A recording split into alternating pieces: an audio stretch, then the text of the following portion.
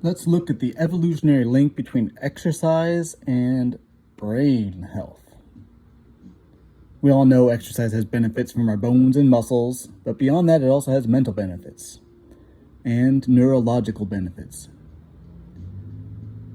There seems to be adaptations in the brain from exercise, specifically from endurance training. So back in the 90s, two dudes give mice running wheels. And the mice that run seem to develop more neurons in their hippocampus. And the hippocampus is an important structure because it's associated with memory and navigation. Atrophy in this structure is related to aging and diseases like Alzheimer's.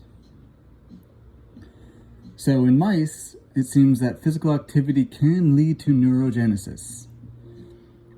Some other dude did a 1-year intervention with physical exercise in older adults. They noticed that the older adults, seemed to develop larger left and right hippocampuses. Now, this study is not conclusive on whether it's neurogenesis or some other effect, but exercise seems to have some effect on the human neurological system. Whether or not it's neurogenesis, physical activity seems to help develop and enlarge some parts of the brain in humans. An example of both left and right of the hippocampus and the prefrontal cortex. Now, from this study on older adults, it should be noted that physical activity and older adults do mix. Adaptations from exercise just take longer to develop than that of a healthy young adult. So keep moving, you old geezers. Now, the brain and exercise don't seem to be directly related. We don't run on our brain. Brain's not a muscle that lifts things. Brain's not a muscle that pumps things. So why is it when we move our body, we get these benefits neurologically? It seems weird. And most likely it seems to go back to our hunter-gatherer lifestyle. From an evolutionary perspective, our physical activity level shifted, most likely when we became hunter-gatherers, or when our ancestors did, like 2.5 million years ago or whatever. And I kind of went over this a little bit about our metabolism adaptations to physical activity in my high energy ape video. Now, it kind of makes sense. Our ancestors have been hunter-gatherers for 2.5 million years before we were even humans. We've only had this more sedentary agricultural lifestyle settlements, for maybe 10,000 years, give or take. I don't know. I'm not a historian in that regard. But it seems likely we're still living in this vestigial adaptations from our long-term setting. So this lifestyle seems to take effect of the core of what we have become. So if you look at the daily travel distances, again, I should have put this in my high energy ape video, in us, humans, and other great apes, we totally outpace them. Our physiology evolved to respond to these high levels of activity, but why? We could kind of break it down with something called the adaptive capacity model. So that's a model that loosely explains, in exercise physiology terms, lift something heavy. The piezoelectric properties of our bones stimulate osteoblastic and clastic activity, and that affects and lays down and remodels the bone accordingly to the stresses laid on it. Same thing with muscles, right? You resistance train, your muscles get bigger, stronger. They adapt to the stresses placed on them. Endurance running, the obvious benefit is our heart and cardiovascular system change to accommodate this increased load. More stroke volume, more blood, we have, all these different effects, all the way down to our capillaries and metabolism. But how does exercise, specifically endurance exercise, affect the brain, and why? It just, it doesn't make sense on the surface. We have to look at the molecular mechanisms. It all goes down to endocannabinoids. That's our endogenous system in the body that is affected cannabinoid. They affect cannabinoid receptors. And that's kind of like our body's internal weed, right? Our THC, that's the same cannabinoid, CB1 receptors. And there's a molecule named anandamide, and that affects the CB1 receptors. Those are the same ones that when you smoke weed, you get high on. And there's CB1 and CB2. CB1s are kind of like localized in the central nervous system. I think CB2s are in the periphery. I should do a video on the exact pathophysiology behind that. That'd be super interesting, but it's super deep dive. So the CB1 receptors, they're pain receptors. They give you a feeling of reward. And it also seems to increase cerebral blood flow and neurogenesis. So endurance exercise seems to produce this in amounts. You can see running bouts, right, before and after in trained and non-trained individuals. As stated earlier, another dude showed selection can increase this. He bred mice that like to run, and those mice that were running more had more, he produced more offspring from those mice, and this seems like a runaway cycle to allow mice to take over the world. And what have we done? We've produced highly adaptable mice to running long distances. They also noticed that this affects the CB1 receptors in mice and the anandamide production regulation in these superior running mice. We wanted to see whether that happens. No, the royal we, not me, right? I'm just reading stuff and doing deep dives into cool stuff. Whether or not there's convergent evolution in humans.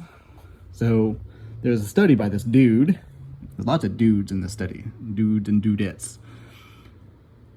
They wanted to see the anandamide production between humans, dogs, compared to ferrets. And whether or not we could figure anything out from that, right?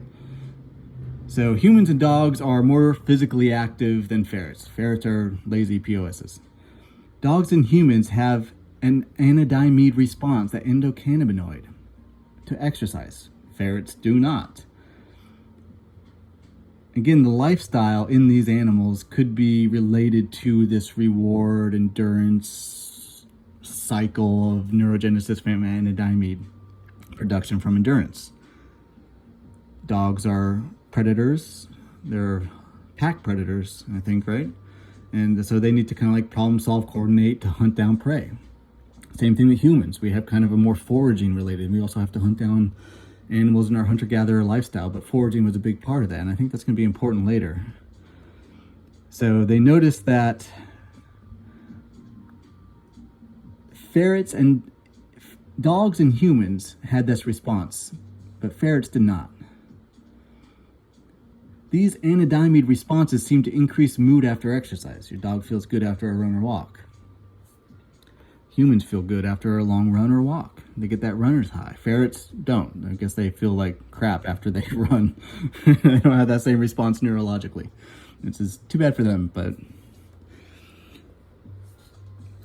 So there's some more recent work done on these endocannabinoids. And this is where it's going to get kind of weird. They looked at the genetic variation of the CNR1 gene. This gene encodes the cannabinoid receptor 1, CB1. Turns out there's a polymorphism in this gene. Sometimes, some people seem to have switched the G to an A nucleotide in their DNA. The nucleotides of DNA are adenine, thymine, guanine, and cytosine. That A that is switched in some humans seems to be associated with enhanced CB1 receptors.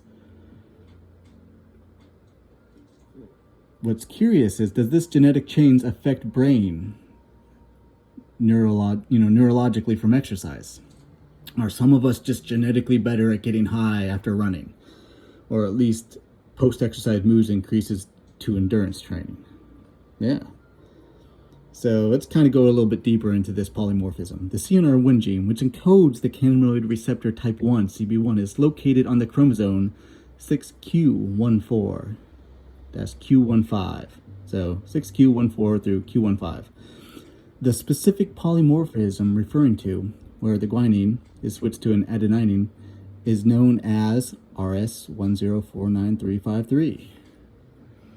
This particular polymorphism is found on the CNR1 gene's encoding region, specifically within exon 3, and it leads to a substitution of the amino acid in the CB1 receptor protein. The genetic variation caused by this polymorphism alters the structure or function of the CB1 receptor, resulting in the receptor that may have an increased sensitivity or response to anandamide or other endocannabinoids.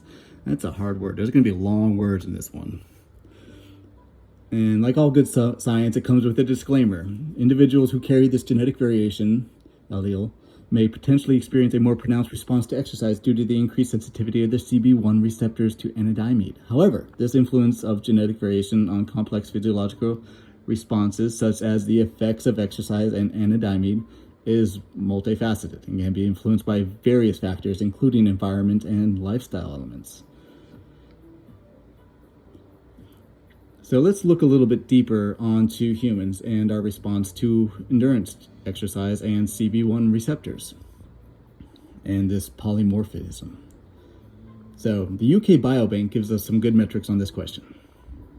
With many metrics on physiology on thousands of people, 16,000 neuroimages, shows a total grain matter in the brain and genetics of the CNR1 gene response to exercise. This also translates to other parts of the brain.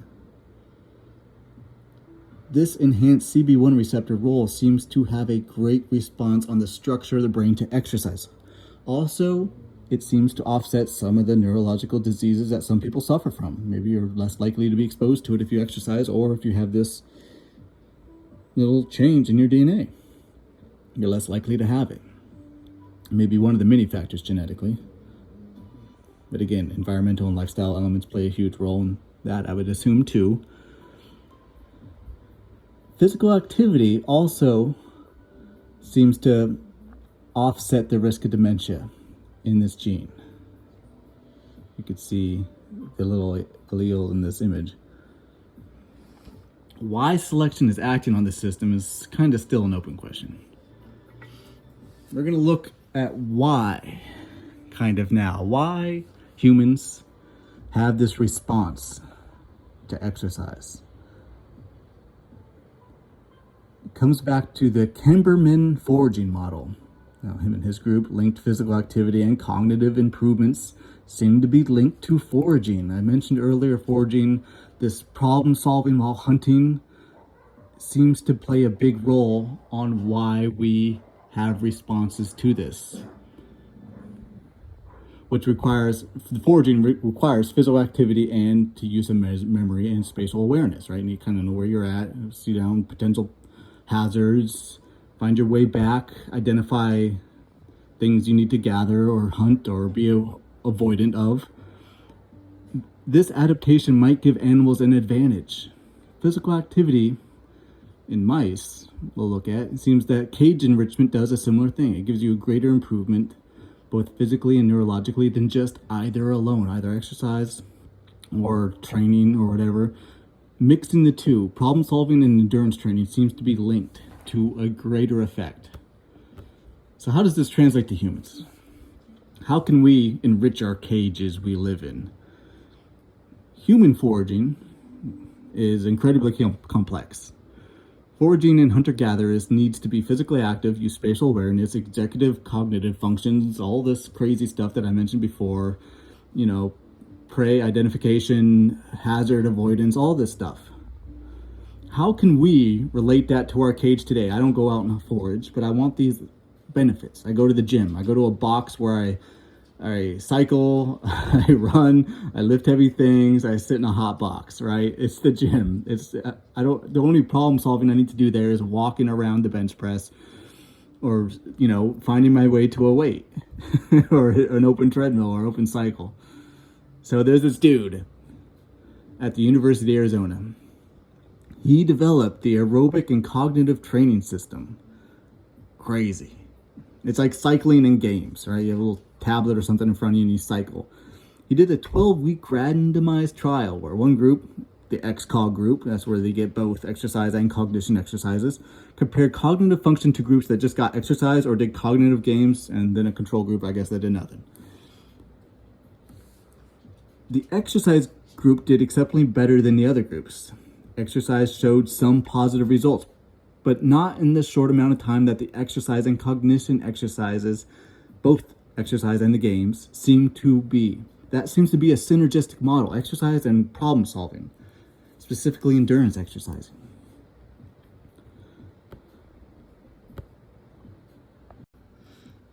So it seems that this molecule, anandamide, has developed in us, we've developed it through selection to not just make ourselves feel good after a good run, but to help build our brains in the problem-solving environment of being physically active, very physically demanding activity. We've developed, or a molecule has been developed to increase problem-solving, increase parts of the brain through this physical exertion and problem-solving. It's just crazy. It blows my mind. And it's funny that it's an endocannabinoid. It's a molecule that, you know, it's the synthetic, well, not the synthetic, when the one found in weed is the one that gets you high, and the one that we produce naturally seems to build our brain. Now, I have a lot of interesting questions on this because this is something that interests me a lot, is I wonder if these receptors can get super saturated like with nicotine addiction, whether if you took a highly trained runner or endurance athlete and they were a chronic cannabis consumer, I wonder if they would develop more of these receptors in order to, you know, because they're super saturated with the molecule that they're smoking or inhaling or whatever, or ingesting. I wonder if that would diminish the effects of the natural anandamide production, or whether the supersaturation would overload the system and have the super synergistic, like a positive feedback loop on this system, like whether pot smoking runners develop larger brain volumes than anybody else. I don't know. It's just something that I'm thinking about. And the CNR1 gene it blows my mind. Like, some people just might be predisposed to cannabis tolerance or usage or the effects of it. And same thing with running. Like, some people feel great after a run, some people feel like crap, right? It's just crazy food for thought when it comes to this pathophysiology of endurance training and brain health through an evolutionary lens.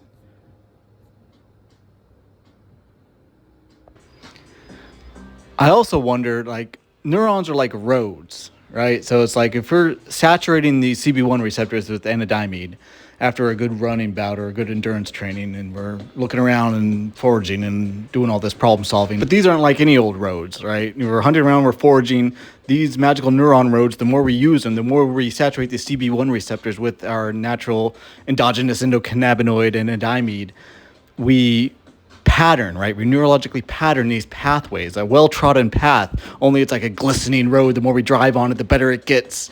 Like, could anandamide be doing this? I mean, I mentioned earlier in this video that it also increases cerebral blood flow. Like, that could be one of the adaptations also to help increase this neurological benefits, this neurological growth, if that's what's going on, you know. And how do the glial cells play in this? Like, how do the myelinated sheaths, how do all these glial cells, these supporting cells, neurologically play a role? These are the stuff that makes me ponder. Well, I hope you liked this video because it was kind of crazy to think about, and I love endurance training. I'm going to be working on like the exact pathophysiology of how anandamide is produced endogenously inside the body. So stay tuned. I hope you guys liked it. Bye.